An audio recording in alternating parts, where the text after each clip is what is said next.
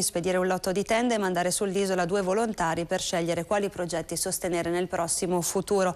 Previsto per la settimana prossima anche un accordo analogo a quello sottoscritto a suo tempo per l'Abruzzo per consentire ai lavoratori dipendenti di donare un'ora di lavoro, l'equivalente di un'ora di lavoro, e ai datori di lavoro di versare un contributo volontario.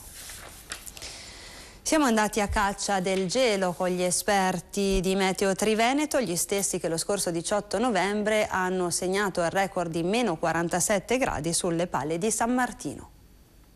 Siamo a Forte Busaverle, sull'altopiano di Vezzena, a quota 1480 metri, con Giampaolo Rizzonelli di Meteo Triveneto, associazione di appassionati che sta portando avanti, in collaborazione con il CNR ISAC di Bologna, il progetto Doline Siti Freddi. Lo scorso 18 dicembre proprio loro avevano rilevato a Busa di Man, sulle pale di San Martino, la temperatura record di meno 47 gradi. Dal novembre del 2009 sono stati scelti 50 siti, tra Doline e Conche, nel Triveneto, per andare a caccia di temperature polari. E se pensiamo che il gradiente termico verticale sarebbe di 0,65 gradi ogni 100 metri, quindi una persona che sale in montagna di 1000 metri ha un abbassamento della temperatura di 6,5 gradi.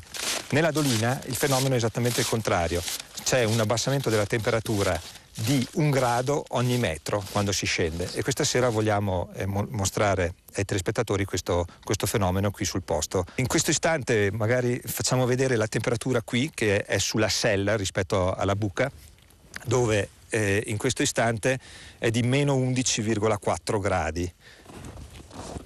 Ecco, ora stiamo scendendo all'interno della conca di Busaverle, della Frost Hollow di Busaverle. Quello che abbiamo sulla nostra destra si chiama la sella di Outflow, praticamente dove l'aria fuoriesce o entra in caso appunto di brezze. Siamo arrivati allora nel punto più basso del nostro lago freddo qui a Busaverle, sull'altopiano di Vezzena.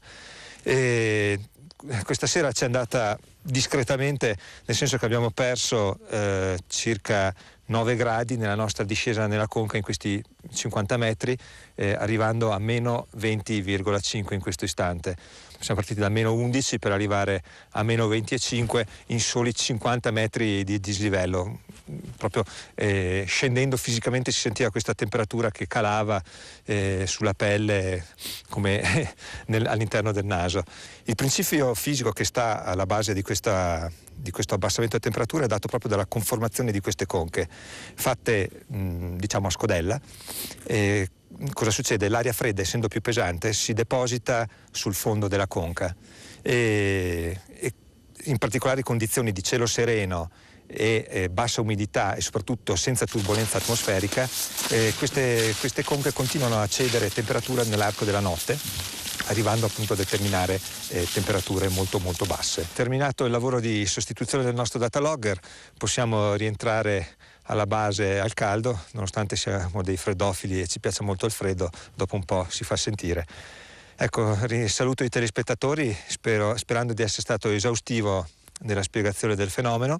Se avete necessità di approfondimenti sul fenomeno potete visitare il sito di Meteo Triveneto e la sezione doline.meteotriveneto.it, dove potete trovare anche tutti i dati che vengono caricati giorno per giorno, tutti i dati dei vari dati che vengono caricati giorno per giorno dei 50 siti monitorati sul territorio del Trentino Alto Adige.